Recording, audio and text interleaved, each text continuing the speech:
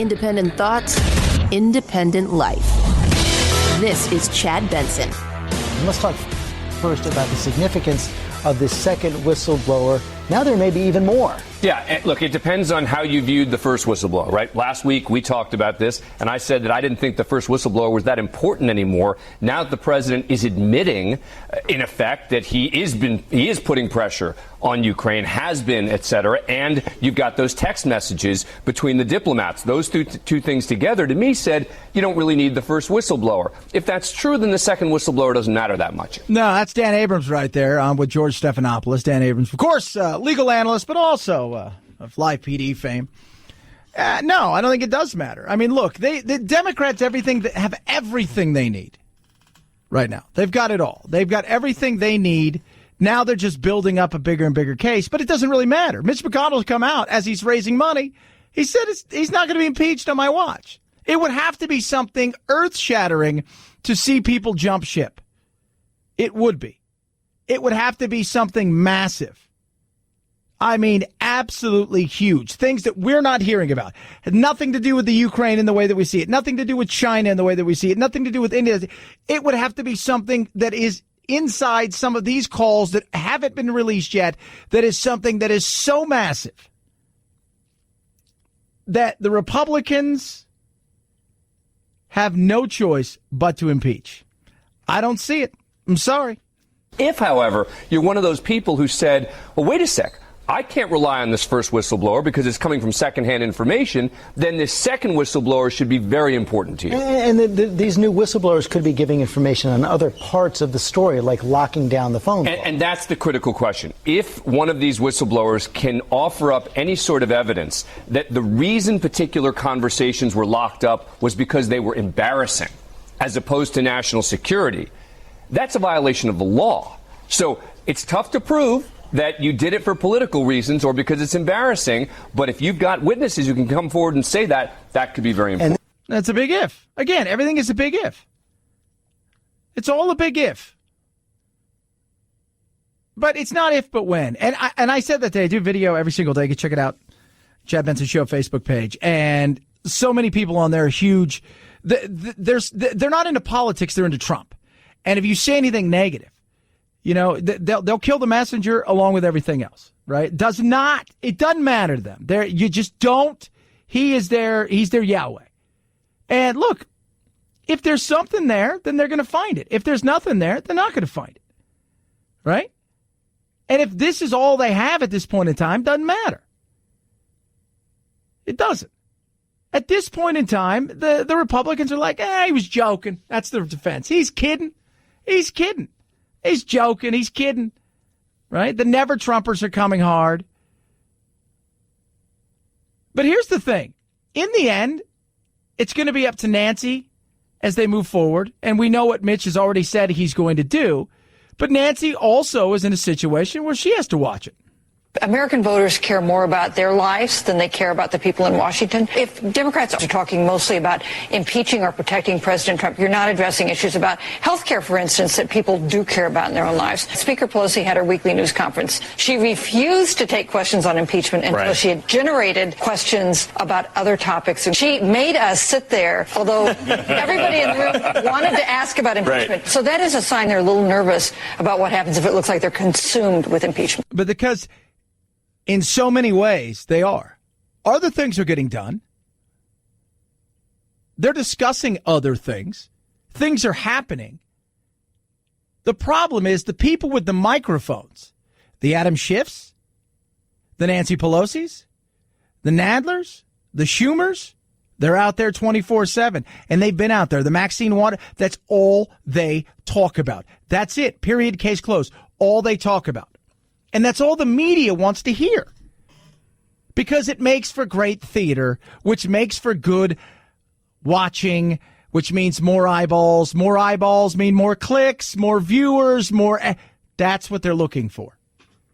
That's what they're looking for. It'll play itself out sooner rather than later, at least when it comes to the House, and then we'll go from there. 323-538-2423. At Chad Benson Show is your Twitter. You can tweet at us. Trump, taxes, up, down, sideways. Here we go. Over here, maybe not. Yes, what?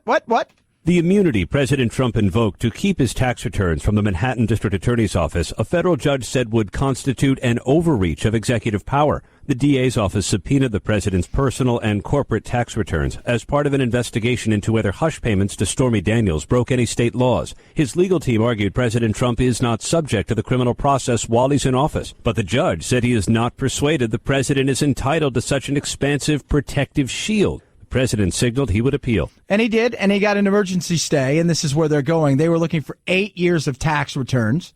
Yet another situation where they're looking for something else to say, ha-ha, we have got something else. Look at this here. Look what's going on over here. Look at this here. We've got something else. Did it happen? No, not right this second. But this is another one of those situations where it looks to be that all they care about is getting Trump. And the perception for so many other people outside of that beltway and the media is all you care about is this. You're not into making our lives better. You're into defending Trump, and you're into trying to take him out. We want to see what's going on with health care. What are you guys doing? Nothing. We want to see what's happening here when it comes to immigration. No matter what side of the aisle you're standing on, I think we can all admit it's a giant mess, and you guys have done nothing. Guns, what are you doing? Or what are you not doing? People are asking real questions outside of there, and they're at the point where they're like, you know what, we're just going to live our lives a little bit more and realize how absolutely useless you guys have become because you've turned everything into a Shakespearean play. That's it. So you do you. We're going to do us. 323-538-2423 at Chad Benson Show is your Twitter. Syria. Now, this is very interesting. So you listened to Lindsey Graham this weekend. He came out and he went hard at anybody who came after Trump, especially the second whistleblower. But Trump got an earful today from Lindsey Graham about what's going on in Syria and the fact that Trump decided, hey, I'm outie. We're pulling everybody out. This impulsive decision by the president has undone all the gains we've made, thrown the region into further chaos. Iran is licking their chops. And if I'm an ISIS fighter, I've got a second lease on life. So to those who think ISIS has been defeated, you will soon see. And to Turkey, you've destroyed the relationship, what little you had with the U.S. Congress. And I will do everything I can to sanction Turkey's military and their economy if they step 1 foot into Syria. How short-sighted and irresponsible this decision is. Yeah. So what we're looking at doing is we had 150 military personnel with the Kurds, helping them out. We gave them a ton of stuff. And we're saying we're done. We've given you guys stuff. We've helped you guys out. We don't want to be here anymore. Turkey now looks at the Kurds as insurgents. And in that area in Syria, they're going to, as one military professional who was pulling out said, they're going to slaughter them like cats. The Kurds are one of our only allies in a region where a lot of people hate us for a lot of different reasons. And now we're potentially watching them get slaughtered. And they're looking around saying, well, if you're not going to help us, maybe we'll go over here to China. See what Russia can do for us. Somebody's got to give us stuff. Now, Lindsey Graham is proposing a bipartisan. He's already spoken to a few Democrats to essentially put a bipartisan bill out there that says if Turkey does anything, they are going to be sanctioned beyond belief. We are going to cut any kind of military help to them, and we'll go to NATO and potentially have them removed. That is a possibility. And when it comes to ISIS, they're not destroyed. I don't care what anybody says. You're not talking about a country. You're talking about an ideology, right? Remember, Al-Qaeda was destroyed. No, they weren't. They just moved somewhere else. They spread out, and you're not going to destroy that ideology. You're not.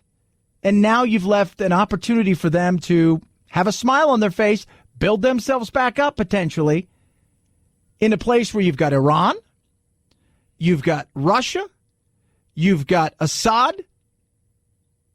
This could get ugly fast. I woke up this morning, this whole thing with the whistleblower is a political setup. I like President Trump. I've tried to help him. This, to me, is just unnerving to its core. To say to the American people ISIS has been destroyed in Syria is not true. Yeah, it's not. It's not true. It is not true. They're still there. You got to think about this for a second. Much like with the Taliban and much like with Al-Qaeda, you've got a core group of people that are involved. And then you have fighters. Fighters who in certain parts of the year, in certain times of the year, they're out farming and doing other things, and it's a job. They'll come fight, you pay them, they go off. Taliban in particular. We have 10,000 ISIS. Think about this. They have 10,000 ISIS people that have been captured, fighters that are currently being held. Now, we're going to let the Europeans and the Turkish group, whoever's going to be running that, have them and hope that they don't escape and hope that they don't get out there. This is what we're doing. Good luck.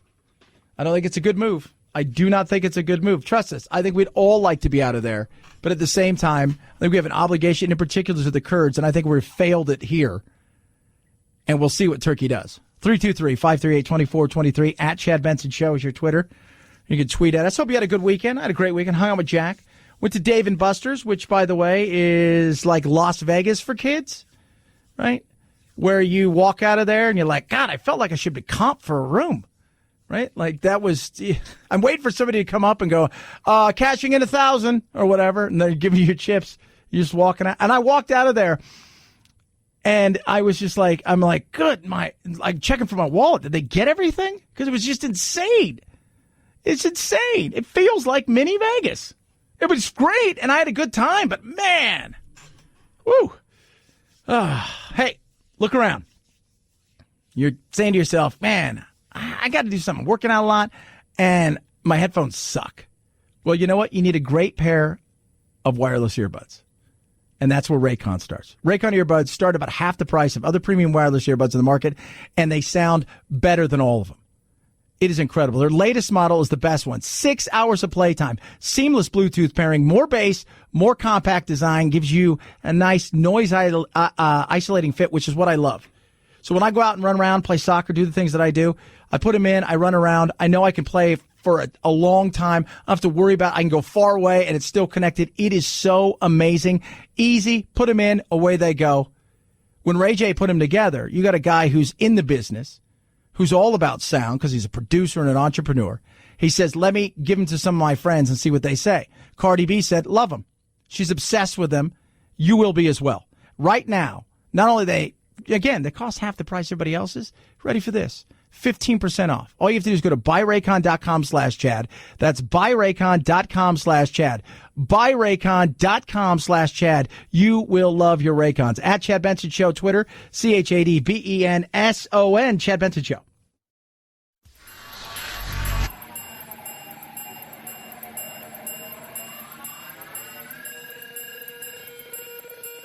Set Chad straight. Text the show, 323-538-2423. That's 323-538-CHAD. Someone has to do it. Might as well be you. The Chad Benson Show. After Guyger says she mistakenly entered John's apartment, Brown testified that he heard the pair interacting, but never heard the officer give him any instructions, contradicting her testimony. Do you recall ever hearing someone say, hey, put your hands up, at a loud tone? No, ma'am. Dallas police tell us that Brown, an entrepreneur, was discovered Friday night lying on the ground of a parking lot at his current residence with multiple gunshot wounds to his lower body. His family lawyer, who also represents both of John's family, called him a reluctant witness, which now raises new questions about just why he was killed. Yeah, so he testified, 10 days ago. He met both on Jean that day that he was killed, lived, I guess, just across the hall, and he testified that he didn't hear them, in their confrontation. He didn't hear her give him any directions whatsoever. And then that was, again, that took place last year, the shooting. The trial finished up last week. She was found guilty. He had since moved down the street to another hotel complex where he was killed And, of course, conspiracies start to swirl. Police say multiple witnesses heard several gunshots and saw a silver four-door sedan speeding out of the parking lot. They say they currently do not have a motive or any suspects. There's now a $100,000 reward for information leading to Brown's killer. We heard from the family attorney, and he's saying that he believes there is a connection between his testimony and his death. Police, though, remaining really tight-lipped. Yeah. Do I think that the police have a hit squad that went after this guy? I do not. I do not. I could be wrong. I don't know how much Amber Buyger was loved. This guy moved down the street. Could it have been a situation where it was a mistake identity? Who knows what it is? But I get it's odd. The timing and everything, you can go, that's odd. But everybody's calling for big-time investigation. Let's look into the police. Is there a hit squad? Did they do this because of her? What is it? We'll see. Again, odd I get. 323-538-2423 at Chad Benson Show is your Twitter. Somebody just tweeted in. Somebody texted in, too, say the whole thing with Syria is another thing that Trump can say he checked off the list. This wasn't one of those check off the list things, like getting us out of Iraq, getting us out of Afghanistan, getting us out of places, certain places I see. The Kurds are a different story. And this is I just look at this as something that is not good. And if they get slaughtered, this is a massive debacle right here for the president. This is a huge thing. And we'll see what Turkey will do, right? We will see what Turkey does. Is Erdogan going to go in there and slaughter them all? Are they going to reach out to China for help, the Kurds? Which is something we don't want. And speaking of China, we're going to talk about China. How many companies, not just here, but globally, are literally bowing down to China because of the almighty dollar, euro, the cash? Too many. Over the weekend, you saw something happen with an NBA team. On top of that, you have South Park, Vans, Louis Vuitton, and many others who are having to apologize. We will discuss that and much more. 323-538-2423 at Chad Benson Show, Twitter. It's the Chad Benson Show.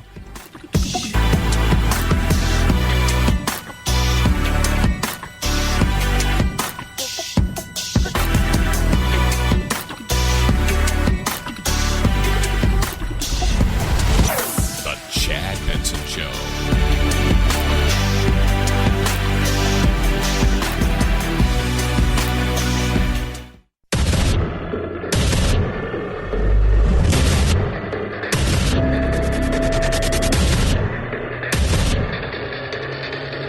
Independent thoughts, independent life.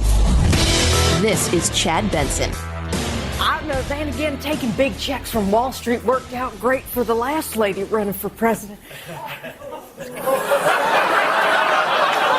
Let me just skip Wisconsin and change my name to Emails Benghazi while I'm at it.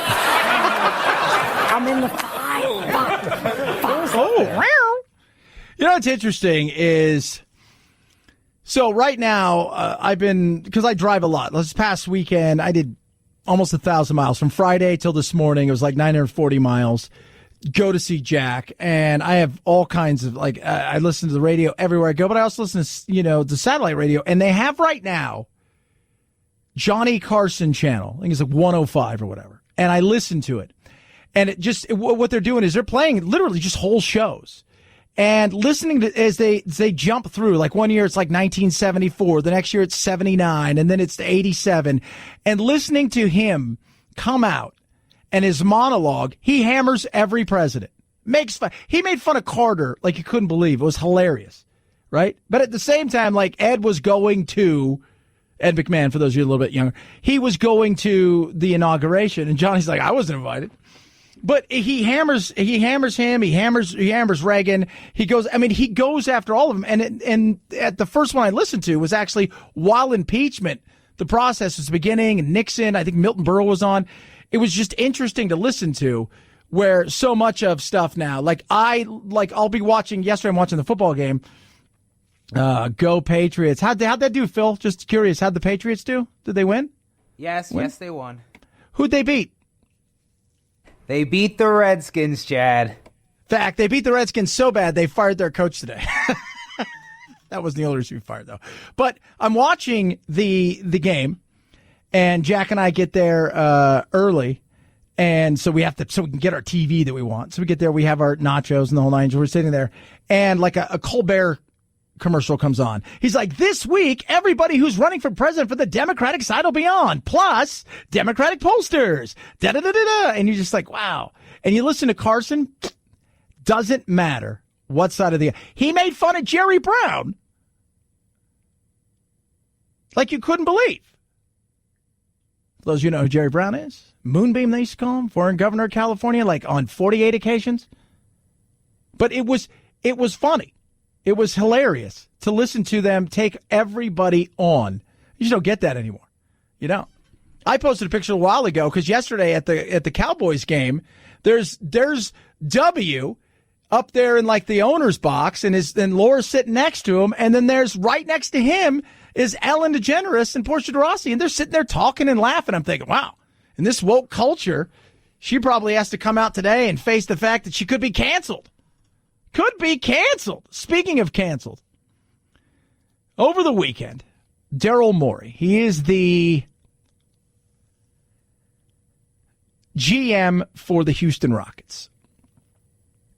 He tweeted something in support of Hong Kong. Can't do that, not anymore, right? Especially if you're trying to go global. To fully understand the fallout from this tweet, you need to really know what basketball means to the folks here in China. The NBA and basketball are something that have gathered a lot of fans here, millions of fans, in fact. Let's recap what exactly played out over the past couple of days. It started on Friday with the general manager of the Houston Rockets posting a photo that said, "Fight for freedom, stand with Hong Kong." Now, Daryl Morey is one of the better GMs in the NBA. That's what he did, right? And then the owner came out and then just, oh my God, the Rockets have a huge presence in China. Why? Because in 2001 or 2, I believe, they took Yao Ming as the number 1 overall pick, and he became instantly a superstar over there. The Rockets were a superstar team because of him. They had begun to go global, which is what the NBA is trying to do. Next to soccer or football, depending on where you are, basketball is the world's most popular sport, right? And then you got the likes of cricket and some of the, but it's that big. And China is a huge market for everybody now. Everybody. So he tweets this thing. He subsequently took down that tweet, deleted it, realizing that the backlash was coming quite quickly. That backlash included Chinese Basketball Association severing ties with the Rockets, the major broadcaster CCTV here, likewise terminating a contract to show some of the games here, and big sponsors like Tencent saying that they would suspend live streaming any of the Rockets games. So a lot of money's at stake. Yeah. And so they automatically just bowed. They just, oh, what do we do? You're trying to go global. But you're looking at what's going on in Hong Kong, which is still going on a daily basis. The fight, they want their freedoms. They were promised a lot of things, and what do you know? They see where this is going. They see where this is going. And they're not the only ones, kids. They're not. By the way, Republicans, Democrats, here's something they're united in. Now, that apology has also gotten some backlash, particularly from U.S. lawmakers on both sides, Democrats and Republicans, essentially saying that Morey should not be appeasing the Chinese Communist government and that his response showed concern for money rather than the democracy movements going on in Hong Kong. Yeah, because it did. It absolutely did. This is James Harden, arguably one of the best 2 or 3 basketball players on the planet, having to come out and address this and feels like he's placating. Yeah, we apologize. We love China. We love, playing there. I know for both of us individually, we go there, once or twice a year. they show us the most support and love. So, we appreciate them as a fan base, and we love everything, they're about, and we appreciate their support that they give us individually and as an organization. So, we love you. Listen to that. They're not the only ones, right? They're not the only ones, because some other big companies are having to bow down as well. The NBA is not the only business to run afoul of political issues in China, though. Recently, Chinese social media users slammed fashion brands Givenchy, Versace, and Coach for selling shirts showing Hong Kong, Macau, and Taiwan as separate countries. Oh, my God. Yeah. Vans right now, those sweet shoes, in trouble. South Park last week did an episode called Banned in China. I can't do it anymore, you guys. I can't even think with the Chinese government censoring everything I write. So there's not going to be a biopic movie for us? It's so wrong. We live in a time where the only movies that us American kids go see are ones that are approved by China. Yeah, it's like China is the new MPAA. Yeah. It's the ratings thing, MPA, for those who don't know what it is. And it's funny because they knocked it out of the park. So they're supposed to have, here's they're like a heavy metal band, and they wanted this biopic, and China says, oh yeah, you can only play it here if you do this, this, and this, and they've got people on the set. The new, Top Gun movie. The flight jacket that Tom Cruise is wearing. There is I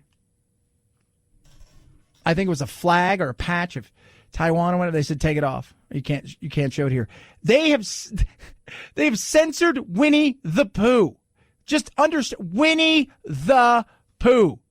This is all wrong. No, it's good, kids. They're loving it. Yeah, but I can't sell my soul like this. I want to get away from that farm more than anything. But it's not worth living in a world where China controls my country's art. 什么？你这个看不起我？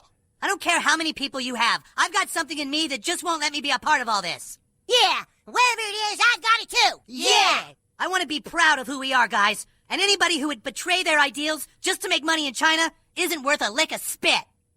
Yeah. It's ridiculous. It really is. And that's what's happening because the money's so big. Understand there's more at play here. For all the frustration I have with Trump, this has not been one of them when it comes to trade. And I understand that it's hurting the economy in certain areas in particular. But this is bigger than a singular, it's a trade thing. There is a bigger thing at play. China is willing to go to the mat. They're willing to absolutely go to the mat. It is going to be an act of attrition, and who can withstand it longer? There are things that they want to do, and that is dominate the world. Period. Case closed. End of story. Very difficult for the United States to say, yeah, let's have a trade deal with these guys. Let's just go on as usual.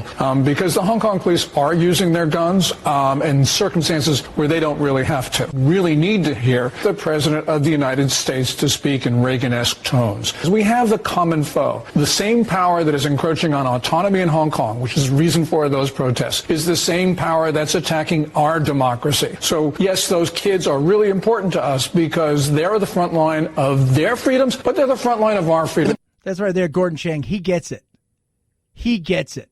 He understands it, where it's going, why it is so vitally important. China is in it to win it. And when people bow down and when people continue to play this game, let me tell you something, it is not good. We've got to fight it out. We have to take it on. We have to support them. We do. We have to support them.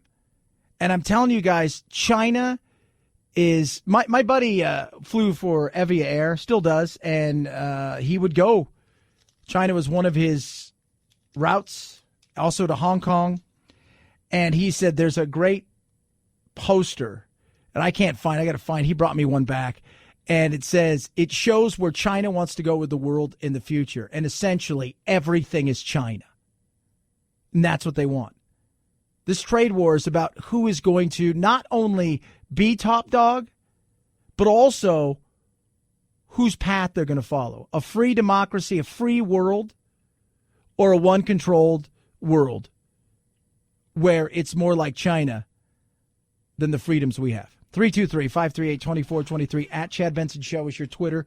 You could tweet at us. By the way, over the weekend, I just want to say this, Phil. We can laugh about the loss of your football team that was awful. Again, for like the second time I've been with Jack. We go to a store, we come out. Because Jack, parents, you guys understand this, right? So his mom's like, oh, he packed for the weekend with you. I let him pack himself. I'm like, all right, this is already going to go bad, right? So we go to his football game. We get done with his football game. And he looks at me and says, I don't have any shoes. I'm like, are you sure? Yeah. I don't have any shoes. I said, well, we'll go get you some flip-flops because we're going to hang out at the pool. No, I need some shoes. So go get him shoes. And on the way out of the store, there's like somebody asking for money. One of those people that are like, hey, give us money because we're feeding the homeless at a mission or something. And they're like, oh, did you get new shoes? This lady says to her, says, yeah, I got new shoes because I forgot my shoes. She goes, oh, kids are crazy, but it's nice that your grandpa would do something like that. Grandpa. Grandpa. And I posted that, and somebody's like, well, you do kind of look old. I'm like, it's my beard. I'm only 48. But the weird thing is I have friends who are grandpas who are younger than me.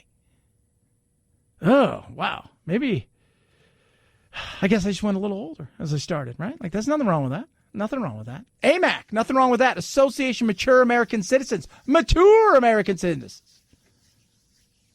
Is getting out there, and they're fighting the good fight for you, right? They're looking out there and seeing what, like, ARP is doing with their money, and they're saying, oh, my goodness. What they're trying to do, they're trying to take away so many things. What AMAC does is it fights for common sense immigration reform, not open borders. Solvency and Social Security, making sure that Medicare is protected. That's what they're doing for you. On top of that, let me tell you something. They've got amazing benefits. Retail, restaurant, hotel discounts. Yep. Insurance discounts, you name it, they've got it, including huge discounts to movies, to amusement parks, and so many other things. And right now, the price is right because it's a year membership absolutely free. So join me in AMAC to help fight the good fight because becoming a member today, the benefits are amazing and the cause is even greater.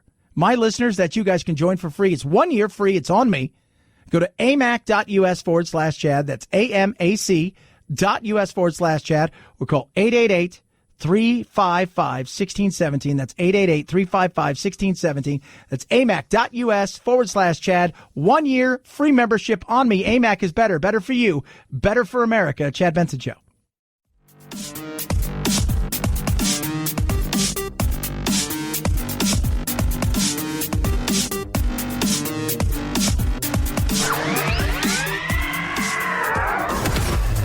The Chad Benson Show, the only place so far that the Mueller investigation hasn't deep probed for collusion. Redacted! Redacted! Stay tuned. This is Chad Benson.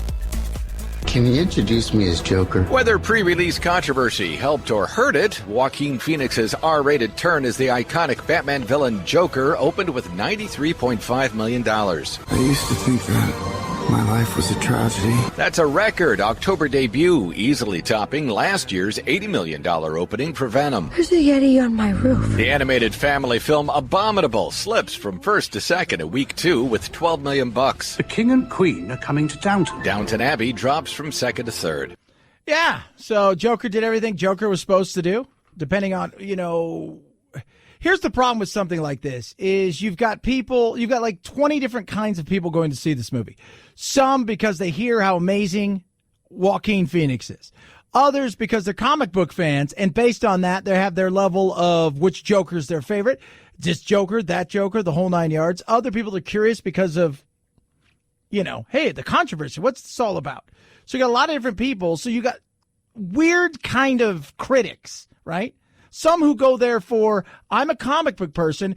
I don't like the way he's portrayed. I think this Joker's number 1, that Joker's number 2, and this Joker's number 3. I mean, they go through the list of Jokers, and that's the way they're coming at it. Other people, because they get, this is art, and art is looking at life, and they're holding up a mirror, as Todd Phillips said, and other people are going because, they're just like, I want to go see what this movie's all about, right? Like, I'm a comic book person, or I'm just a person that's got, like, it was either this or something else. I've heard this is good. We'll see what Joaquin Phoenix was all about. I think the movie itself, people don't like what it's about. And I think there's portions of it where you almost kind of root for the bad guy. And at the same time, I think his performance is so good, it probably overcomes some of the other stuff that a lot of people say are kind of self-importance in the movie. Oh, look how cool the movie thinks it is. I don't know. I'm going to go see it this week. Was not going to take Jack to see that. We lost somebody over the weekend.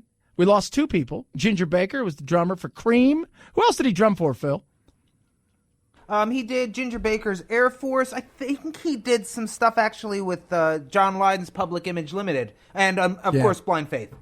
Yeah, and of course, Cream. And then the passing comedy and confetti. I crossed a crocodile and an abalone and got a crock-a-baloney.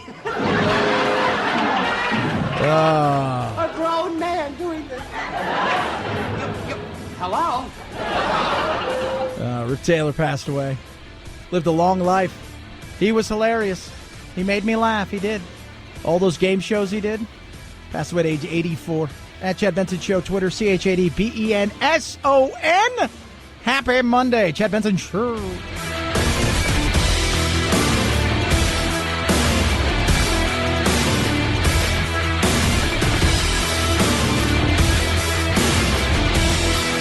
This is the Chad Benson Show.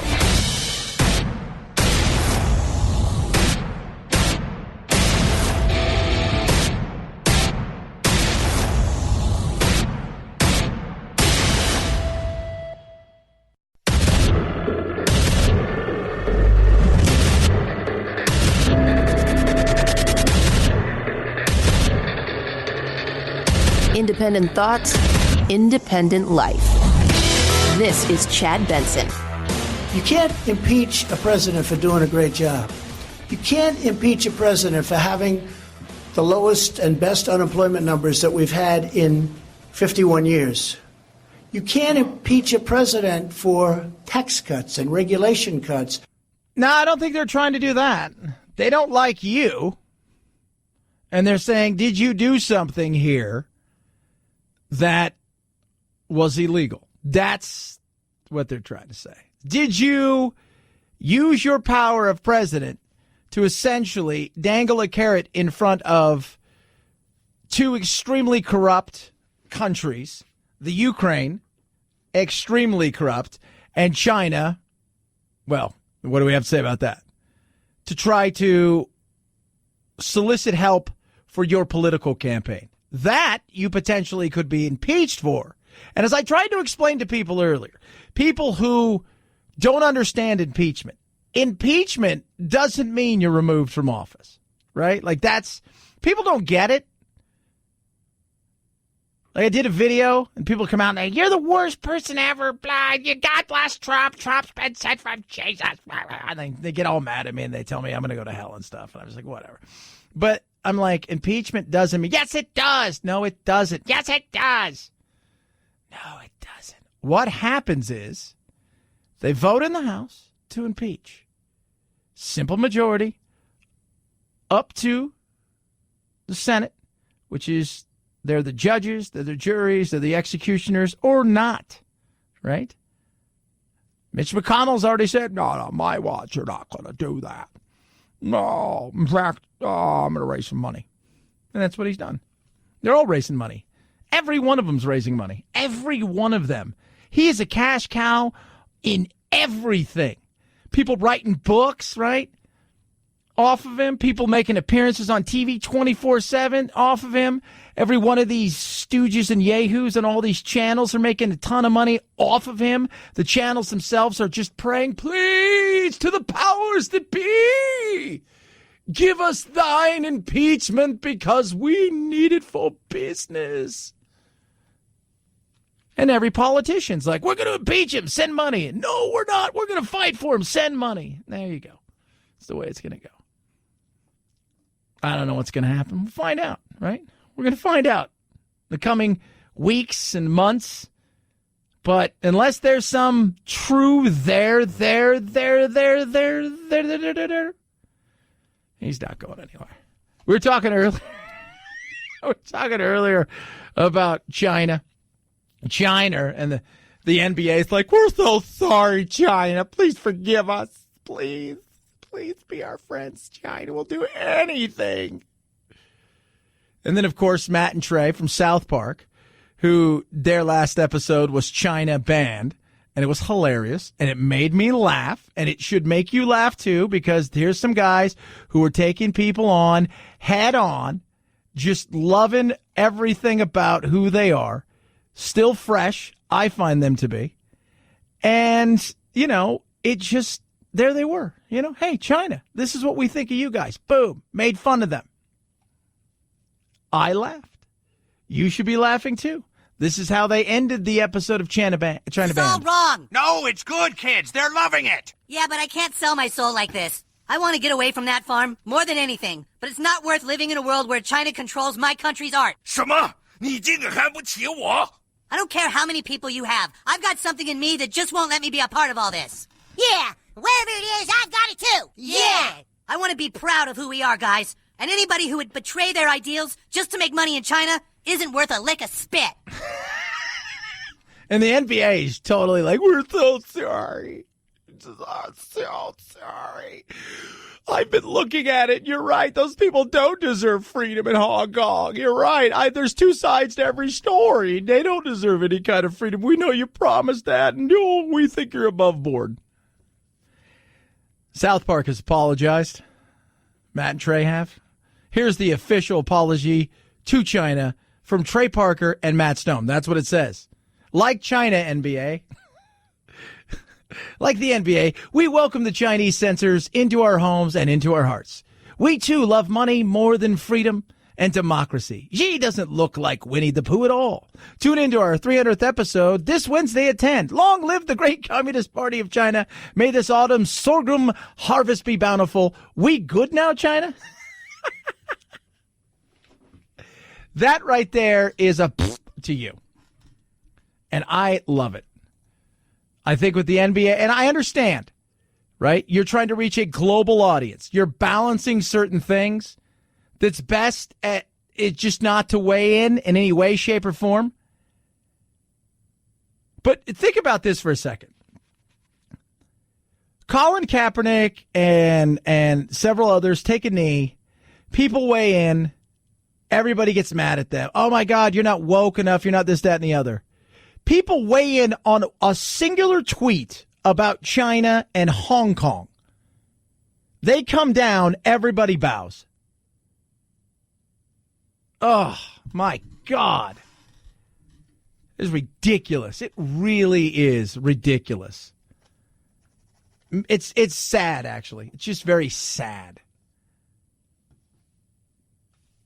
And it's not just them. Again, Vans having to apologize or something because about somebody did a shoe, right? They let people do a shoe. Like, I'm going to make a shoe, and I get a chance to enter it in the shoe competition for Vans. And they put like an orchid on there, which represents apparently Hong Kong. And they put people in masks and stuff around the shoe, and it wins something. And now they've got to apologize for that. And then you've got several other companies who had a shirt where there was Hong Kong and Taiwan on their own as a country. And, they must apologize and bow down. Everybody's got to go to those censors, right? In China. Say, censors, what do you think of this? The marketplace is big. How about this? India likes movies. How about that? Make movies for India. Right? They got a lot of people. Make movies for India. They'll be fine. I'm sure they like Marvel as well. Right? I think it'd be okay. 323-538-2423 at Chad Benson Show is your Twitter. You can tweet at me. Love hearing from you. Syria, we're stepping away from it. Pat Robertson's pissed. You don't piss off Pat Robertson. Ladies and gentlemen. By the way, I did not slow this down, and to my knowledge, he has not had a pop or two. Ladies and gentlemen, I want to say right now, I am absolutely appalled that the United States is going to betray those democratic forces in northern Syria, that we possibly are going to allow the Turkish to come in against the Kurds. That Erdogan is a thug. He has taken control of his country as a dictator. He is a strong leader, and to say he's an ally of America is nonsense. He is in for himself. Yeah. He is in for himself, big time. Us leaving Syria, it's not a good thing. Quick thing about what is going on there. There's about 40 million Kurds. About 20 million or so, give or take, live in Turkey. Can't speak the language, basically can't say you're a Kurd. It is not a good thing. There is the PKK, which is the People's Army, if you will, the People's Workers' Army, or roughly translated, and the Turkish see them as, and they've been in armed conflict with them, see them essentially as a terrorist organization. And where Turkey, Syria, Iran, and Iraq are, essentially where the 4 points meet, is that Kurd area. You've got some over in Syria, you have some in Iran, you have some in Iraq, and then you have, several millions, scattered throughout Europe and a few other places. But they're kind of our only allies. And we're going to abandon them, I think, is a bad thing. Trump's like, you know what? Everybody else, you guys are close to ISIS. You guys deal with them there, right? You guys do your thing. Let everybody else we're just going to let them go on. Let you guys take care of it. We're 7,000 miles away. These ISIS people, whatever you want to call them, these people are right there. They're right there. They're touching many of these countries that I just named. Iran, as an example, hates ISIS, and ISIS hates Iran. Iraq, you know all about that. Turkey, Syria, let them take care of it. Well, there you go. But they're going to look elsewhere, and they're going to need help. And that elsewhere might be China. That elsewhere might be Russia. They're going to try to find the help that they can. And I just, I looked at this and I said to myself, this is one thing where it's bipartisan right now. They're all coming together. And because the fear is the minute we move out, Erdogan's going to move in and they're going to slaughter him. They're going to absolutely slaughter. And the destabilization of that region, which is already destabilized, is going to see more people run for the hills, which means they're going to be heading to Europe and elsewhere to fan out because they're refugees and they feel like they're being hunted. And even though we didn't have a ton there, we had enough that it made somewhat of a difference that certain groups were afraid to, let's not step on the United States' toes. But we're losing, outside of Israel, the Kurds have been our best ally there. And this, to me, I just didn't think it's a good thing. I don't. 323-538-2423 at Chad Benson Show's your Twitter. And look, I'm all for getting us out of certain places. I got no problem with that. But I also don't want to vacuum, as we leave this vacuum's left and everything God, you're not defeating ISIS the way that people think. We can crush them, we could stomp it down, but it's a belief. And this power vacuum is going to be filled by somebody. And then from what happens from there. There's just divvying up certain areas, more instability. It's not good. And we can threaten, Turkey, but I don't think Erdogan really gives a rat's ass if we kick him out of NATO. 323-538-2423 at Chad Benson Show is your Twitter. You can tweet at us, my pillow. So I traveled a lot this week. A lot. It was a butt kicker. I'm not going to lie to you. So I traveled a ton this week. And in doing so, I didn't get a lot of great sleep. Took my anywhere pillow, but Jack steals it because he didn't even bring his shoes, for God's sake. So why would he bring anything else? So, kids, I swear. So last night was the first night. I was gone 6 to 7 days last week. I got home last night, best 6.5 hours of sleep before I had to get up again and drive. Get in the studios. It's amazing. Now, MyPillow is an amazing company, and Mike Lindell, the inventor and CEO of MyPillow, wants to give back to you, my listeners. You're going to get huge discounts. I'm talking about deep, stock them deep and sell them cheap on all these amazing MyPillow products. So if you go to MyPillow.com right now, click on the new radio listener special. This includes discounts on MyPillow's mattress toppers, bed sheets, and so much more. And for a limited time, you can once again take advantage of their buy one, get one free offer for the MyPillows. Right now, buy one MyPillow, get another one absolutely free when you use the promo code Benson. It's that simple. Remember, all MyPillow products come with a 60-day money-back guarantee, a 10-year warranty. Simply go to MyPillow.com, click on the new radio listener special, enter code Benson for deep discounts on all MyPillow products, including the buy one, get one free offer. MyPillow.com, listener tab, promo. Click on it, type in BENSON, or call 800-944-4975, 800-944-4975. Use that promo code there. It's the Chad Benson Show.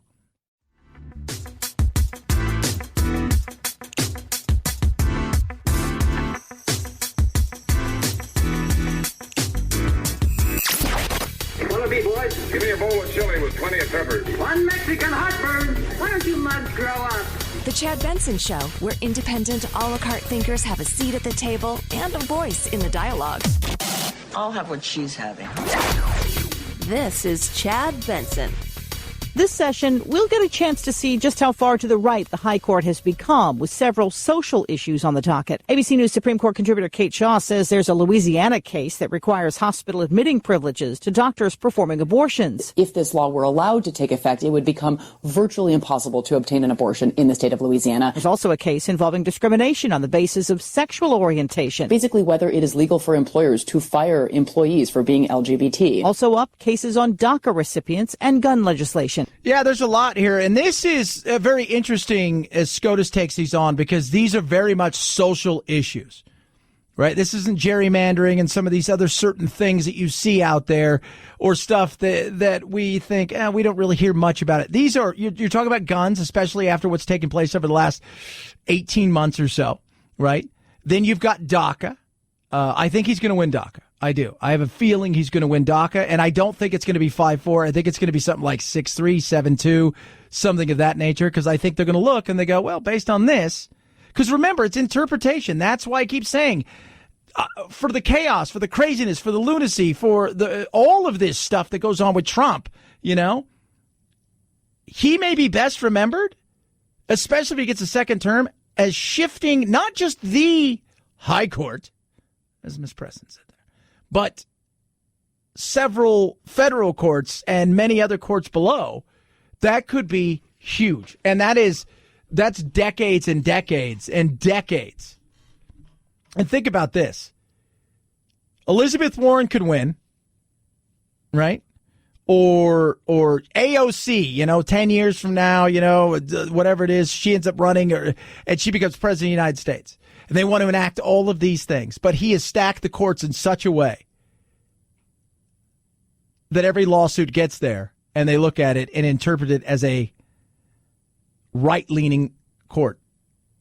Final court in the land. Final say. Whoa.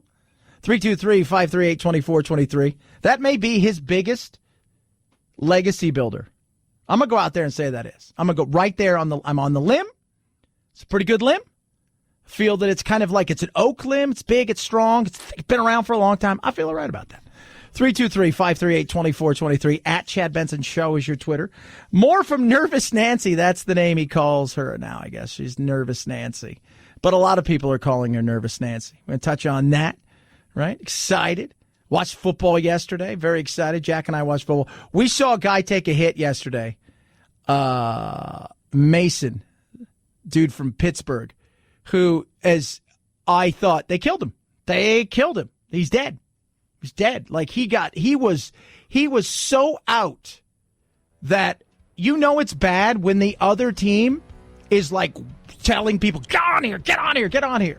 He was fine, but man, they had they took the bar off his helmet. He had no idea where he was. No idea. 323-538-2423. At Chad Benson Show is your Twitter. Chad Benson Show.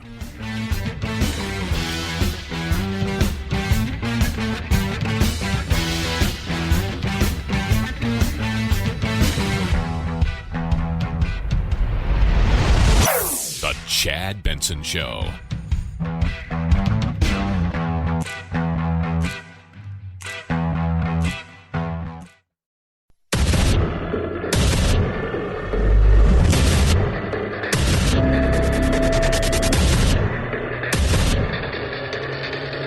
Independent thoughts, independent life. This is Chad Benson. This president deserves to be impeached. Jake, there's nothing to defend. This president betrayed his country again this week. Would I vote if I were in Congress on the inquiry? There's enough we know now to vote to impeach this president. He stood on the White House lawn this week and told 2 additional foreign governments to interfere in our election. That alone is impeachable. Joe Walsh right there. He's running for president. Yeah. It's impeachable. We're coming for him. Of course they're going to. They're at no point do they, once they took off with Nancy coming out there on Constitution Day and made the announcement that this is it, we're doing an inquiry. At no point after that was there a, no, we're not really going to do it. No, they're going to do it, right? And depending on who you are and whether you love the president or hate the president, this is where we're going. So they got another whistleblower, right? Some people are defending Trump, as you would expect. Remember Kavanaugh, it started with one complaint, unverifiable, a complaint against Judge Kavanaugh about a party that took place in high school 30 years ago, and everybody described to be there said it didn't happen. And 5 more allegations came after that. What did we learn in Kavanaugh? That they were coaching witnesses and they were piling on to try to create an impression that Judge Kavanaugh was a flawed human being. Yeah. This second whistleblower, this is Kavanaugh all over again. That's Lindsey Graham, who, by the way, was very critical also today of Trump and the way he's handled Syria. We'll touch on that in a little bit.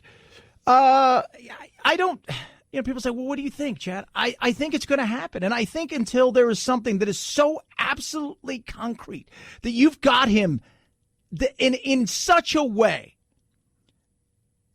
that there's no way we can avoid this. There's no way we can avoid this. That the American people finally say, oh, my God, you have to, including tons of independents and people who voted for Trump but aren't the Kool-Aid drinkers, and we know who they are, but people who voted for Trump and are like, I'm disillusioned with his attitude, but I like some of the stuff he's done, but this is too much for me. Until that happens, it doesn't matter. And in the polls and the approval ratings, polls will say a lot about this because they're going to take their cues from the American people when it comes to that. The fascinating thing about Donald Trump since Inauguration Day is his job approval has been exceedingly stable. It doesn't rise very much, it doesn't fall very much, and it stays around 40%. Improving economy, it doesn't go up. When all of these controversies hit him, it doesn't go down. He has a very stable level of support, which my guess he carries into 2020, which the Democrats ought to be careful about because it is a solid, stable support of him throughout. Yeah. And remember this, too. And this is something I don't think the Democrats really get. It looks like all you've been doing since he got elected was trying to impeach him. Well, that's because several of you, that is all you've been doing. Right? We know who you are, Adam Schiff, right? Al Green, not the singer. A lot of people that sound like singers but aren't the singers but are the same name, right? Maxine Waters, The Squad. Like this is what it's all about. Those people aren't abandoning him. Here's the other thing. They feel not only is you going after him and doing the things that you've been doing and demonizing him, it's an attack on them. So they dig in harder because he is their representative as far as they're concerned. He is their mouthpiece. He is their Yahweh. He is everything to them. And that means an attack on him is an attack on them. And then when you start talking about the fact that, you got, let me tell you how Nancy Pelosi can become president. Let me tell you something right there. That's insane. You do that and there will be hell to pay. I'm telling you guys. That feels very coup-ish.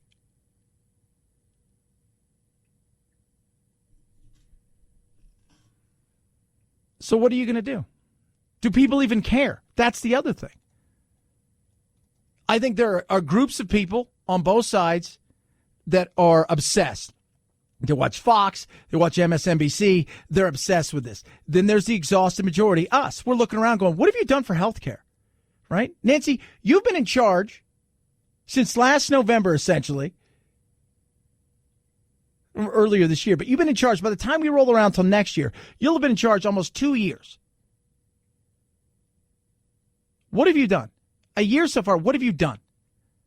What have you done? You pass some bills and they die in the Senate. But what have you done? Nothing. As far as the people are concerned, I look over at the Republicans. What have you guys done? Nothing. You had the opportunities and you got a tax cut, right? Of which I wasn't thrilled by some of it. Some of it I liked. You've rolled back some regulations, but you haven't. Trump did it through executive order. He's tried to take on immigration. I think it's fallen flat on his face, and it's been ignored completely because it's all about getting him at this point in time. People are asking the question, inside the Beltway and in the media world, this matters because it's eyeballs as far as they're concerned. They're able to hold on to that group of people that are watching on a daily basis and maybe get a few more. Because if it wasn't this stuff, you could probably have most of those audiences. But what have you done? What have you done? Health insurance not being dealt with. Not being dealt with at all. People are frustrated and pissed. They're angry. They're looking at their cost of health care going up, right? Transparency, very little. Prices of prescription drugs. They're looking around. Guns, you can put that in there as well.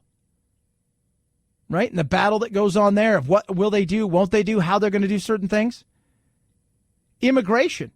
All anybody talked about, remember at the beginning of the summer, was immigration, right? It's concentration camps. It's all of these, oh my God, and blah, blah, blah, blah, blah, all of this stuff. But the minute they went on their recess, came back, opportunities to go after Trump again presented itself, and that's all there is. That's it. Not that stuff doesn't go on, but the people that control the microphones and the powers that be in the media, they like impeachment better than other things. They do. Because conflict equals cash. That is real.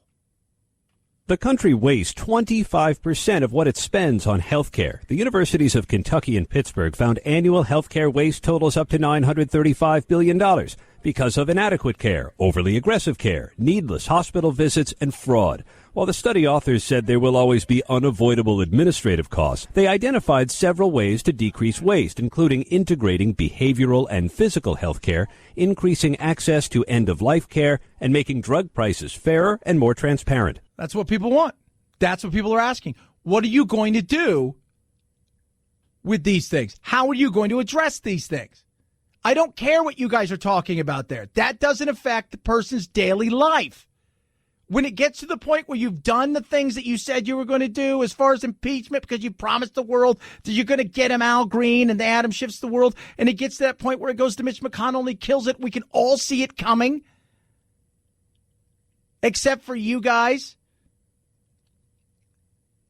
Then we'll look and go, but did you get anything done?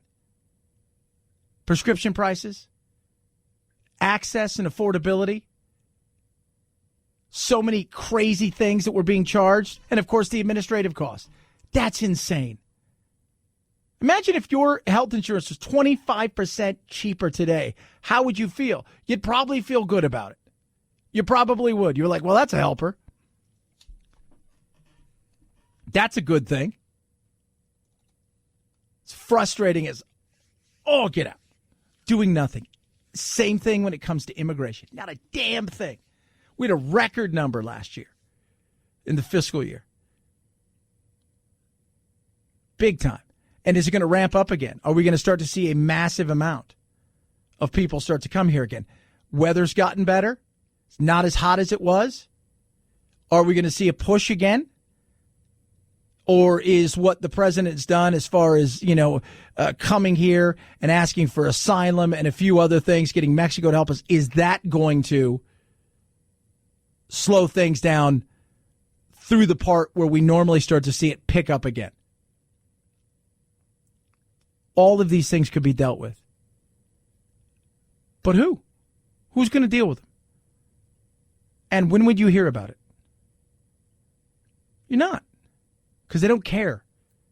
They don't. even though they're doing other things. Nancy Pelosi had a press conference, and she wouldn't answer any questions until other people asked questions about some of the things that she would like to see get done and or the things they're addressing. And the media didn't even want to ask those questions. Why? Because they know what they're trying to do. The low-hanging fruit is impeachment, impeachment, impeachment. It's gripping to them. Conflict is cash. But it doesn't pay the average person's bills. They want to see stuff get done. 323-538-2423 at Chad Benson Show is your Twitter. You could tweet at us. And, of course, today Trump announced we're moving. We're getting out of Syria. Last December, remember, President Trump called for all U.S. forces to be removed from Syria, but then reversed himself. This move means about 150 American forces will pull back, leaving the Kurdish allies without American help. Some officials fear they will now seek help from Russia or Iran. Yeah, I wouldn't doubt it. They got to do something. They have to. They look at this and they're like, we better figure something out. And us walking away from this, I do not think is good.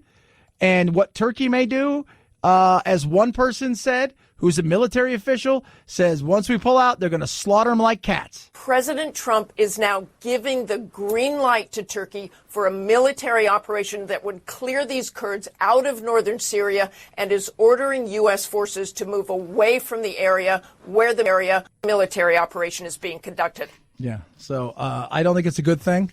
I don't. And I understand you want to get out of certain places. I think we'd all like to see us get out of certain places.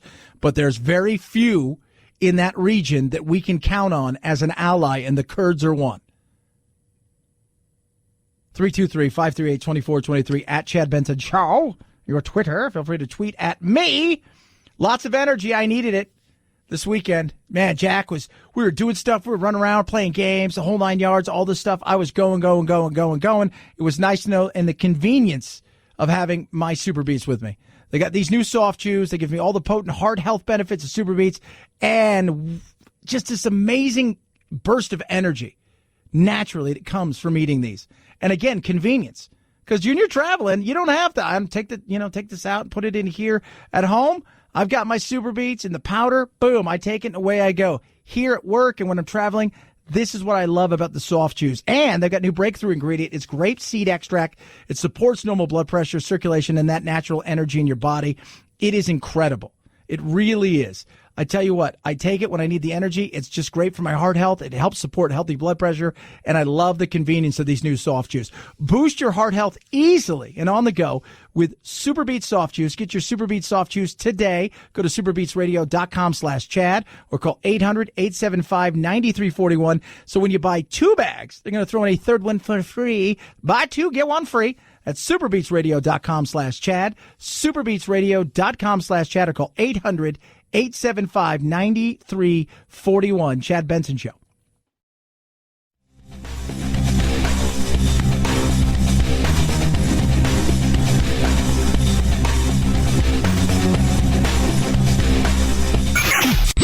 The Chad Benson Show, where the sensible center hangs out. Hey, you!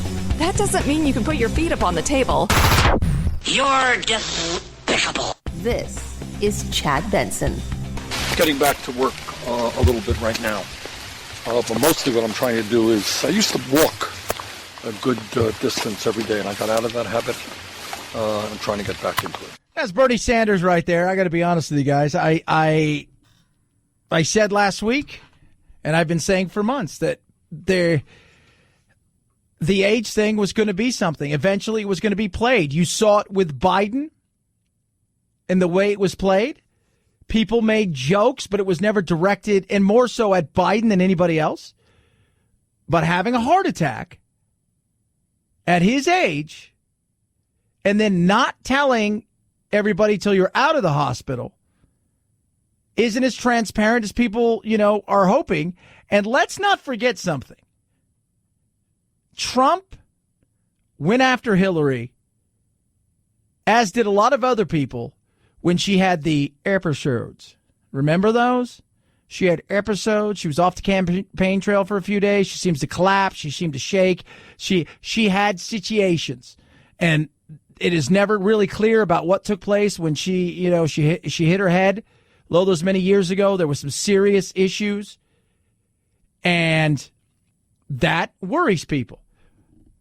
And Bernie wasn't the one I was worried. I was more worried about somebody like Joe Biden, who I felt at times didn't seem to be all there. And he's having his own issues right now. His staff is saying these Trump hits at him, whether he didn't know how to respond to him.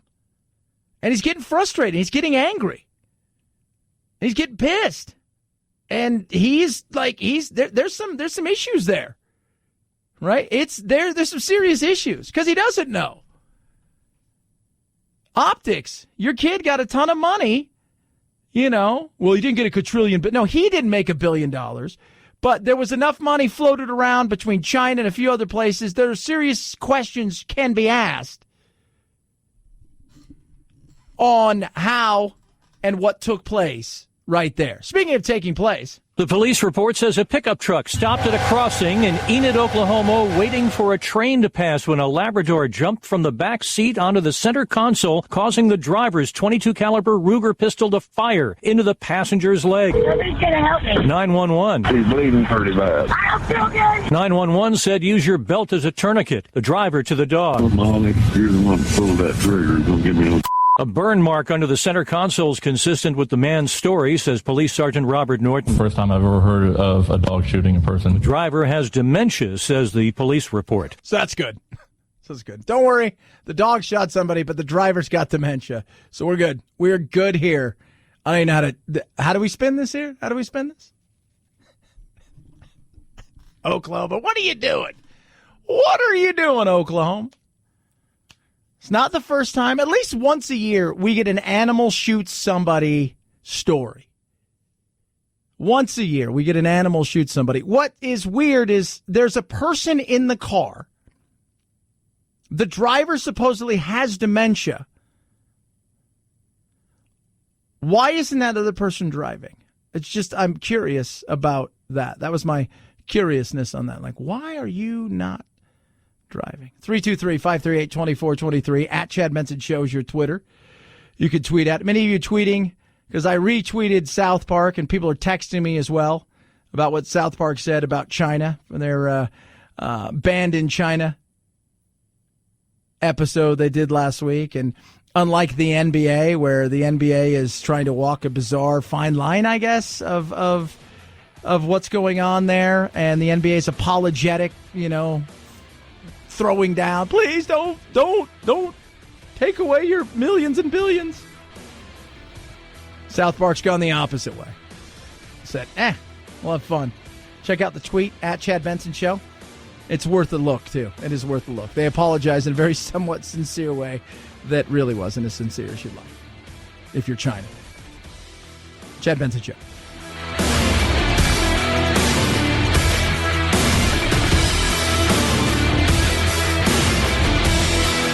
This is the Chad Benson Show.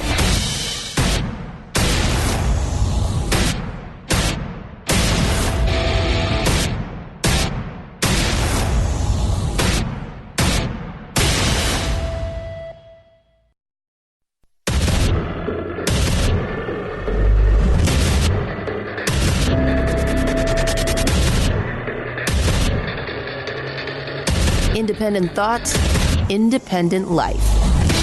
This is Chad Benson. And the president who allowed Khashoggi to be cut in pieces without any repercussions whatsoever is now allowing the Christians and the Kurds to be massacred by the Turks. And I believe, and I want to say this with great solemnity, the President of the United States is in danger of losing the mandate of heaven. Whoa! If he permits this to happen. Are you kidding me? That's Pat Robertson. You know what? He talks to God every day on a phone. Chad's not very nice. Look, I'm a Christian. I don't buy a lot of what Pat sells. I'm sure he's a nice guy. The mandate from heaven, though. I got it right here. It's a copy, not the original.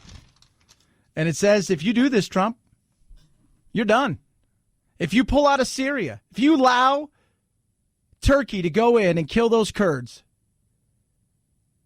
if you just say, hey, I don't care, that's it, right? You're done. The mandate, gone. The mandate from heaven You don't want that, right? You don't want that to happen. You want that mandate to go away. I don't think we should be pulling out. I have to be honest with you. I don't. Republicans are pissed. Evangelicals are pissed. Democrats are pissed. And there's a reason. We should be upset. No, this is not something we do. The Kurds are one of our only allies. Like, you're one of the only ones who don't hate us there. And you're ready to bounce. And he seems to be okay with that. It's time to bring our people back home. We're not a police force. They're policing the area. We're not a police force. Here's the thing. We're really good at breaking stuff. We're great at going into wars. We're great at winning them. We're never great at actually finishing. We don't know when to get out. And he's promised to bring people home. And I think there are things that we have to look at. I want to get out of Afghanistan. I think most people do, right? I don't want to be in Iraq. I think most people want to get out of these places. This is different. They're an ally of ours that we know is going to pay the price almost immediately. Almost immediately. It's going to be like that. And that's the fear, is the minute we pull out, in they go. President Trump is now giving the green light to Turkey for a military operation that would clear these Kurds out of northern Syria and is ordering U.S. forces to move away from the area where the military operation is being conducted. I look at them and, first of all, there's about 40 million Kurds, right? 18 to 20 million, give or take, live in Turkey. They are not liked, can't speak the language, basically hush-hush. And then where Turkey, Iran, Syria, Iraq meet, in and around those, basically the four corners, is what would be the Kurd land. And they're ready to clean out. Erdogan wants no part of any of what the Kurds are about. He sees the PKK, which is kind of like the People's Worker Party kind of thing, like what they look at as their terrorist organization they're fighting against. He wants them gone. And they've been openly battling for a very long time, and he's ready to take them out, and he has been. And I don't think he's going to listen. I don't think he's going to listen. Lindsey Graham came out and said, "What are you doing?" Right? What in God's name are you? This is no. This impulsive decision by the president has undone all the gains we've made, thrown the region into further chaos. Iran is licking their chops. And if I'm an ISIS fighter, I've got a second lease on life. So to those who think ISIS has been defeated, you will soon see. And to Turkey, you have destroyed the relationship, what little you had with the U.S. Congress. And I will do everything I can to sanction Turkey's military and their economy if they step 1 foot into Syria. Yeah. How short-sighted and irresponsible this decision is, in my view. Yeah. I think it's very much short-sighted. And I think this situation is not going to, I know he's come out and he's talked about all kinds of stuff when it comes to, we're not the police force and we're not this, that, and the other. We're 7,000 miles away. These ISIS people, whatever you want to call them, these people are right there. They're right there. They're touching many of these countries that I just named. Iran, as an example, hates ISIS, and ISIS hates Iran. Iraq, you know all about that. Turkey, Syria, let them take care of it. Yeah, but they don't, right? Nobody paid attention in Afghanistan. We helped out them defeat the Soviets, right? We made their life miserable. We turned Afghanistan into their Vietnam. And then we turned around and we walked away. And it became, the vacuum was filled with everything in the world you could think of that was bad. It was the Club Med for terrorists. ISIS is sitting around. They're regrouping in certain areas. And they're going to fill that right there. They're going to fill that void left. They're going to look. They're going to fight all over. It's going to be hell and chaos, and it's going to destabilize. And what happens when it destabilizes? More kooks, more crazies, more dictators, more fighting that spreads, more refugees going places. That's not good. and remember what happened and how it was planned. 9/11 and many other things that have happened not only here but in Europe. Where was it planned from? Something to think about. But we're going to abandon somebody who has been our only somewhat decent ally that's not Israel in a region of chaos. I don't like it. It's not a good look. And Senator Lindsey Graham said today, hey, here's the deal. We're basically telling Erdogan and Turkey, do anything. You're done. No NATO, no nothing. You're out. We're going to sanction you like you could not believe. Republicans and Democrats are joining forces finally on one thing. We'll see. 323-538-2423 at Chad Benson Show is your Twitter. You can tweet at us. All I know is you don't want this. The President of the United States is in danger of losing the mandate of heaven. You don't want that. I know. You don't. You do not want that. Imagine this. You go to the airport and you get on an airplane.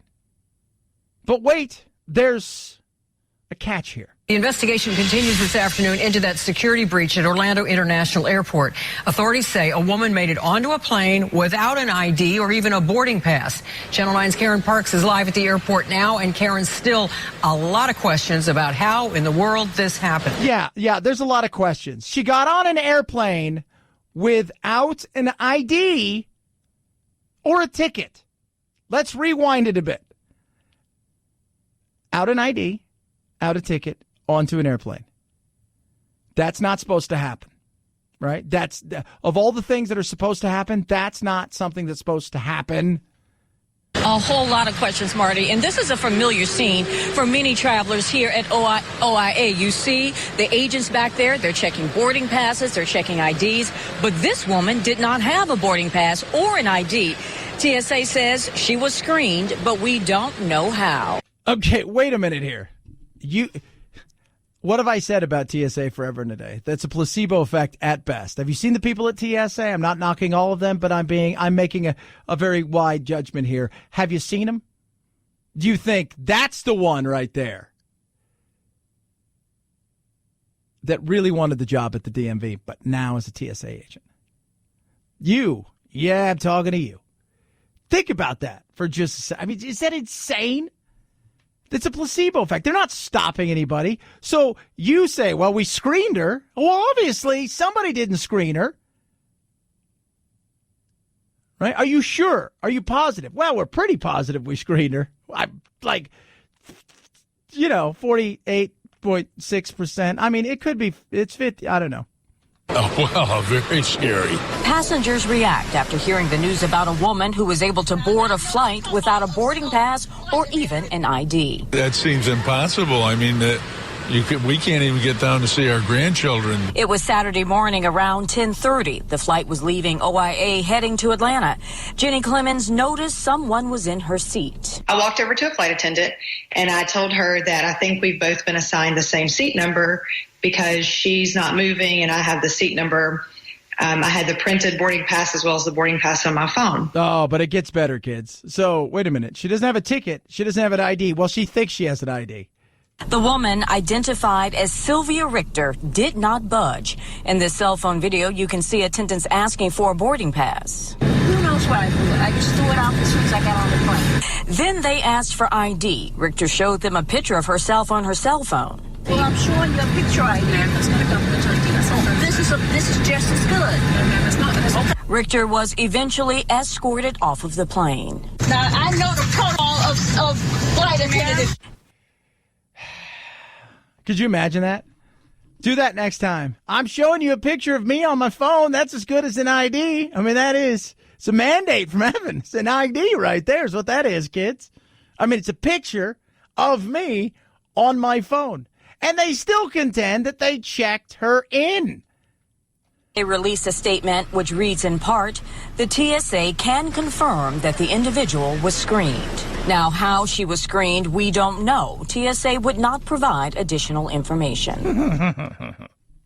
She might have been. Maybe she did. Right? Maybe she was confused. Maybe she was. Maybe she threw everything away. Or maybe she got through. It's possible. that she just got through. Oh, good God. Can't even buy, what is it, Sudafed? Can't buy Sudafed anymore without an ID? How about that? She got onto an airplane. TSA. So, last time I went through the airport, I'm just looking around thinking, you're not catching anybody at all. And I'm still worried about the people underneath, but now maybe I need to be worried about the people checking people in. 323-538-2423 at Chad Benson Show is your Twitter. A little What's Trending straight ahead. Chad Benson Show.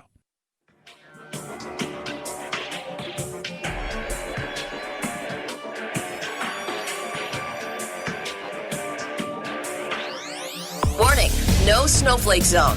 Uninformed opinions are in danger of melting. The Chad Benson Show. 5, 4, 3, 2, 1, 0. Ignition.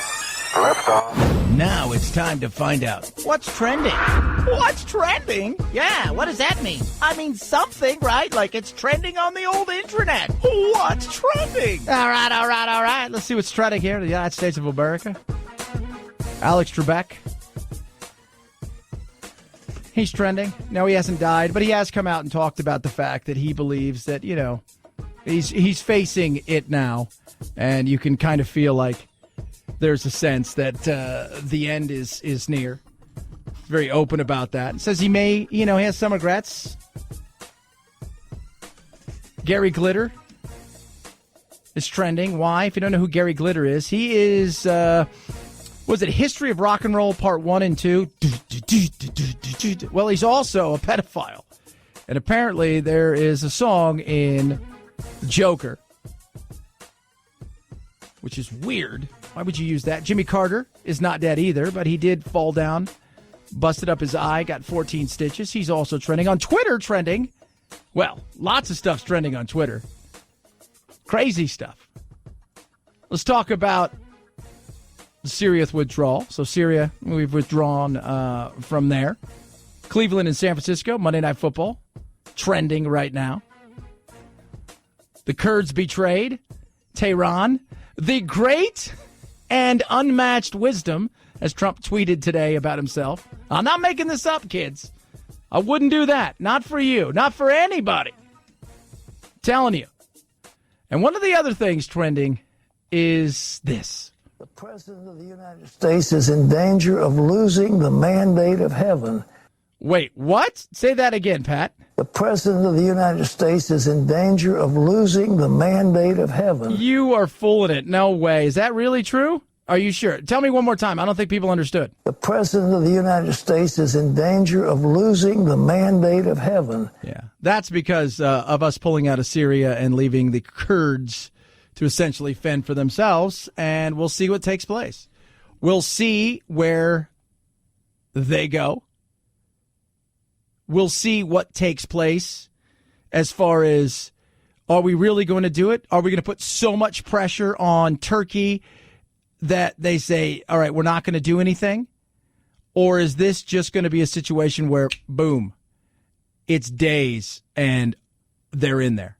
It's going to be interesting. 323-538-2423 at Chad Benson Show is your Twitter. You can tweet at us. Do like hearing from you. Isn't it weird, right? The President of the United States. I just find it. I didn't know he got a mandate. I missed the whole mandate thing. I was unaware. Producer Phil, were you aware of any mandate? Did you get a letter? I was not aware of a mandate. All right. So, because the Democrats have said they have a mandate that says they need to get rid of him. Like, we need to get rid of this guy. And then they've got a mandate, apparently from God, about that. I posted a picture today. You guys check it out on Instagram and Twitter as well, of gas. Just the craziness, right? So I'm in San Diego. I looked everywhere for the cheapest gas I could find. And it was $3.99 at an Arco in San Diego. Across the street, it was like $4.17. And that was like a mobile station. So, but the Shell across the street from that, it was like $4.25 or something. Yesterday, driving back, I went to Yuma because I do that. And I just put a few bucks in, right? Because I kind of try to time it so I get myself into a situation where I get back, and I don't really have to put any gas in. If I could fill up in Yuma on the way there and then fill up on the way back, it's totally good. But we ended up doing tons of extra driving. So it was $3.99. And then I went to the most expensive place I could find in Yuma right off the freeway there. It was $2.87. The Arco there was like $2.67. The Chevron that I went to was $2.87. It's insane. I don't know. You look and you think, it's like, this is the craziness of how expensive it is to live in certain parts of the country. And I still don't know why people do it. And they continue to reelect buffoons who continue to do all kinds of insane things like gas taxes, rob from that, put it in the general fund, give things away. It's nuts. It is just absolutely nuts. But when you see that, and the difference is a few hundred miles, and then other people are chiming in from all over the country. I paid $2.31. I paid $2.16. Enjoy your $5 gas, California. Hope it's worth it. Chad Benson Show.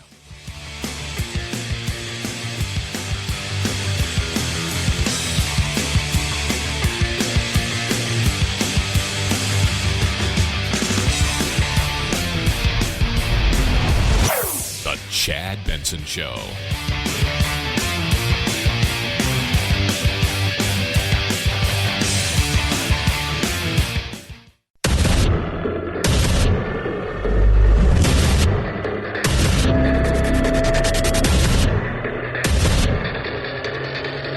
Independent thoughts, independent life. This is Chad Benson. Are questions about Hunter Biden fair in the context of a president who is accused of doing unimaginable things? As I said, shocking me. Is it questions about Hunter Biden in this context? Somebody who has been investigated, somebody who, from the Ukrainians to Americans to Europeans, there's no evidence whatsoever. So no, it is not fair that the president of the United States is trying to get all of us to be talking about someone else other than him.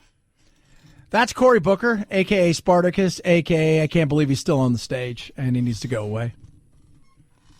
No, I think, look, I got nothing against investigating Hunter Biden, right? I got nothing against any of that stuff. My problem has been if you're using your power as president to potentially hold aid that the Congress has voted on for another country, and you're going to use it to try to take it and get political points personally to help you, I have a problem with that. I think most reasonable people do, right? I think absolutely. But now it is a battle of disinformation. And that's what's going to go on. I got zero problems with looking into Hunter Biden. I got zero problems with any of that. Go ahead, look into it. Go ahead and look into how this whole thing started, with the Steele doll. I got no problem with any of that stuff. Do it.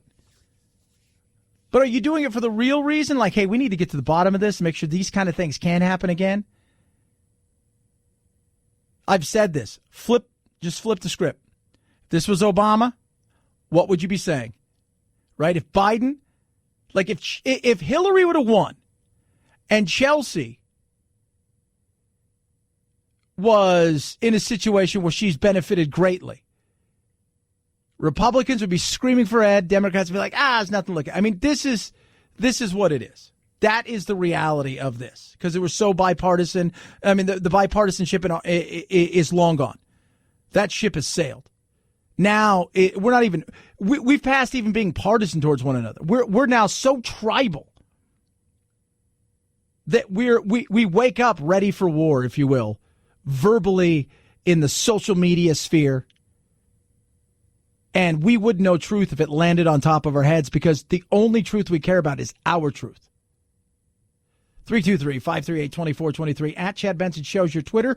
SCOTUS getting together. Go and hear some things. This is shaping up to be one of the most contentious Supreme Court terms in years, and they are taking up almost every hot-button issue that's out there. You've got abortion, gay rights, gun rights, immigration, and they're going to jump right into it, starting tomorrow with a big case that looks at whether federal law protects gays, lesbians, transgender people from discrimination on the job. So, that's a big one right there. And Clarence Thomas, I guess, is ill, so he's not there today.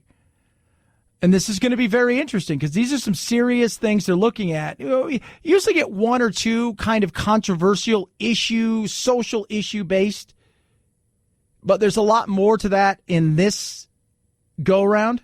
And then in the months to come, they're going to look at whether or not states can put more regulations on abortion clinics, whether states can make it more difficult for legal gun owners to take their guns outside their homes. They're going to look at President Trump's efforts to end that Obama-era program that protects the so-called dreamers, those people that came to the United States illegally as children. All of these cases, and they're probably going to be decided right in the middle of this election year, early spring, early summer. And that's why I say, when you look at the court system and when you look at Trump's legacy, regardless of what takes place, whether he survives or doesn't survive, whether he decides he's had enough, whether he wins re-election, whatever it is, his biggest thing, when people look back, besides the tumultuous chaos and the craziness and the lunacy, but besides that, maybe the court system.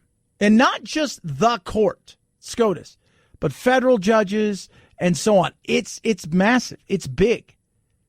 Because so many things nowadays, especially our social issues, many are decided where? Decided at court. Our co-equal branches aren't as equal as people think. So, could be huge. So we'll see what happens. So you got abortion, you got guns, right? You've got the LGBT. Is it Q? Did I say that? I always say I'm confused, but you got that on the docket. They're hearing that, I guess, today, whether or not you can discriminate based on somebody's sexuality. So there's a lot of things at play here. And then DACA, and I think he's going to win that. I mean, that was with the swipe of a pen. So I think he's going to win that. And a lot of people are going to be looking at, Chief Justice. What's he going to do? What's John Roberts going to do? Right? Because he's kind of become the Kennedy of this. What's he going to do? Is he going to do something? Is he not going to do anything? Is he going to side in certain areas? Are there going to be some 6-3 decisions, some 7-2? We'll hear some of those. We're going to get some non-issue based decisions that will be 9-0. Right? Or 7-0 with two people. I mean, we're going to get some of those. But you don't hear much about those. These issues with the abortion, with guns, with LGBT, with immigration, those will be the ones that everybody focuses on because conflict, chaos equal cash. So we'll hear more about those than others. 323-538-2423 at Chad Benson Show is your Twitter. You could tweet at us. Epic Games created a game out there that people call Fortnite. Now, Epic Games is being sued in Canada. A Montreal law firm is launching a class action lawsuit against the creators of the popular game Fortnite. They say in a statement, Calex Legal filed today at the Palais de Justice de Montréal a request for authorization to launch a class action and to be assigned as a representative against Epic Games Incorporated, the creator of the Fortnite video games, and their Canadian subsidiary. Our clients are two parents of minor children highly dependent on the Fortnite video game. We invite those who may be concerned to get in touch with us. Yeah, so they're coming hard at him. They're saying that the game is as addictive as cocaine, and that they knew how addictive this game was going to be. And so for that, they must pay the price. Sammy Lucif started playing video games 4 years ago, and even he knows the struggles of gaming addiction. I used to play this game like a lot. Like I had like 5 hours, 6 hours a day, like minimum. Like I didn't really go outside. I just stayed at home, played games. My grades started to slip. My parents were kind of disappointed, Criteria always are, what is the risk of this becoming something beyond the control of the user? I'm sorry. Right? It's a video game. Where's mom and dad? Mom and dad, eh? Where are you, huh? Why are you not getting there and doing something? Stopping your kids from playing the game. And those games can be addictive. Like anything can be addictive. Anything can be. Food, drugs, even working out, playing sports. Well, this is wrong. It's wrong. Is it? I mean, it's addictive. It's their grades are, slipping and they're struggling and they're addicted. It's just as bad as cocaine. And where's mom and dad? Where's the control with mom and dad? You're blaming a game company because they created a game that their kids enjoyed playing to the point where they started putting it first. So now they have to pay the price of that because they're saying they knew. Like, they didn't put anything in there. They wanted the game to be entertaining. That was the whole point, is the game to be entertaining. So you would like the game and want to continue to play the game. Moderation is key to anything. Anything. And I don't feel like mom and dad are doing the things they're supposed to be doing. Games are huge. How big? Esports is massive. In the next 10 years, the growth is so big. First of all, they dwarf what's going on in the entertainment industry that we classically think of, movies and television and music, dwarfing them. Secondly, high schools across the country are now starting to incorporate esports into part of their athletics. Colleges are now giving scholarships for kids when it comes to esports. You see professionals, not just not just one or two people that are making it as somebody playing games on Twitch and this, that you're seeing kids and young adults who are playing these games to the point where they're making 6-7 figures plus playing this. And this is still a starting point. This is still the Wild West. We've just now struck gold, as they would say. It's not going anywhere. It isn't. Not now, not anytime in the future. It is going to continue to be moved forward. It is going to continue to grow. And the addiction side of it is, it's huge, right? As far as people are concerned. We're blaming something. These kids are addicted because they like playing the game. As a kid, you could probably say, I was addicted to soccer. I'd get up extra early. I'd play. It was all I thought about. It was all I wanted to do. That was all that was on my mind 24/7. But I didn't have, it's not like in the middle of the day, I could just go play soccer, right? It wasn't, no. I could go out and juggle the ball, but I couldn't, I needed, some players to play with at least. I'd go work out on my own. But I was as addicted to that as probably these kids are. It's not like my mom goes, well, I got to do soccer because Chad's not doing his homework. That'd have been good, though. Right? You think? I don't know. It's been funny. 323-538-2423 at Chad Benson Show is your Twitter. You can tweet at us. Love hearing from you. I do. I can't believe I was called Grandpa. I'm still trying to figure that one out. People are laughing. You were really called Grandpa? I know, right? But when you see me without my beard, I don't look as old. But my beard, because I have red hair turns white first. Santa Claus is a redhead, right? All you have to do is watch Santa Claus is Coming to Town. You go, oh, yeah, he's a redhead. I get that now. So beard turns white. I like it, though. Maybe I look somewhat distinguished. I'm fooling people. But when they call you Grandpa and you're sitting there like, that's my kid. 323-538-2423 at Chad Benson Show. Twitter. Tweet at us. Wounded Paw, amazing organization. Really is incredible what they do.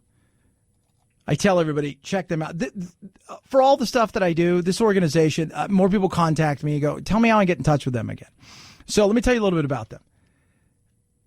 Person who started this organization was a person who was wounded, who was struggling. When he received a dog, a service dog, it changed everything. And then he said, let me do the impossible. I am going to take shelter dogs and turn them into service dogs. And that's what they've done. They get them to our first responders, our veterans and their families, and it changes so many things. Rescuing this animal gives it a lease on life that it never thought it had. And what it can do for a person who receives it is incredible. It really is. Their motto is to save a paw is to save a life. But they do need your help. An easy way to join Wounded Paw Project through the gift of giving a vehicle.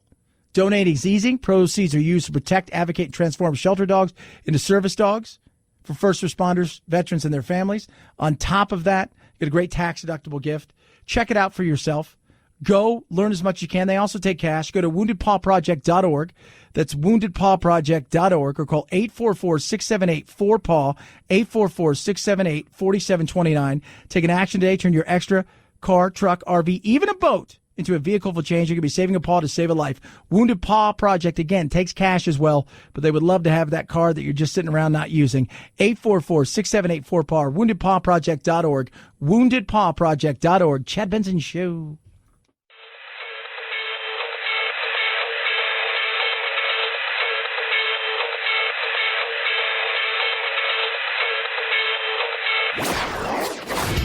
Don't let the Washington Beltway strangle you.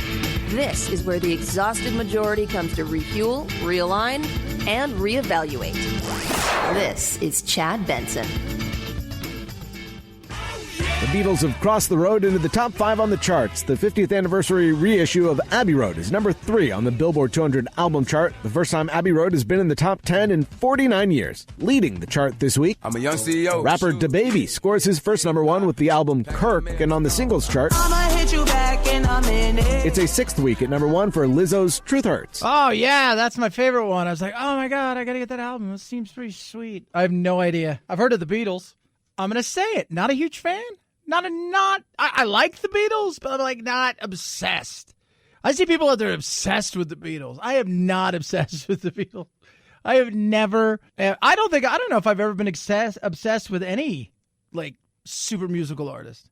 I don't think I have, but not obsessed with the Beatles. Not to say they're not the most amazing thing ever, right? Because like I can look at them and appreciate all that they've done for music and who they were.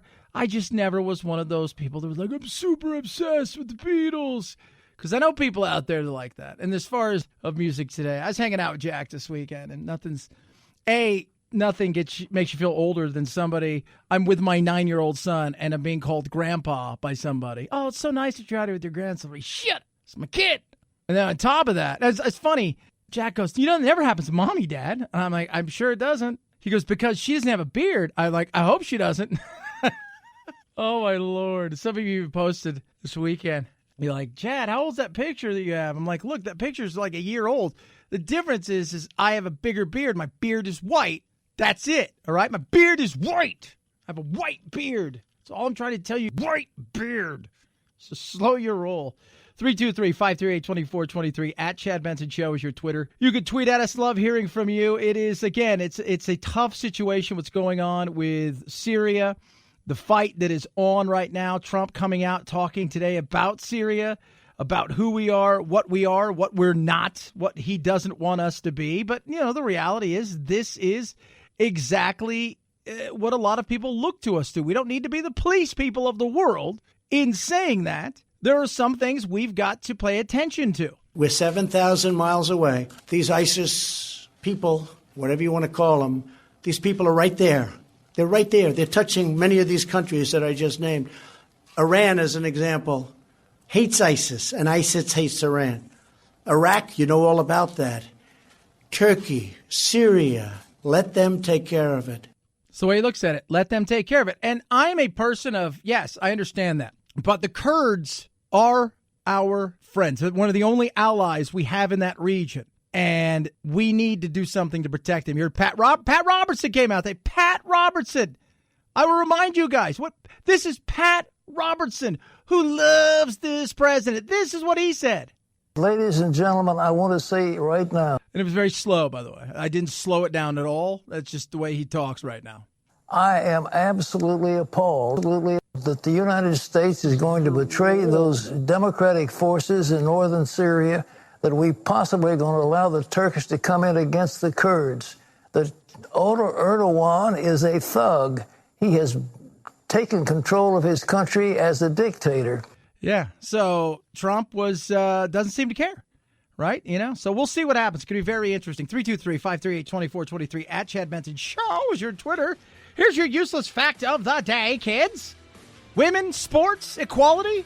Did you know back in the long time ago, way long time ago, 1931, Jackie Mitchell was her name. She was 17 years old. She played for the Chattanooga Lookouts, I believe they were called. She faced the New York Yankees and the heart of their lineup in a exhibition game. She struck out Lou Gehrig and Babe Ruth back-to-back on 7 pitches. Her contract was voided a few days later.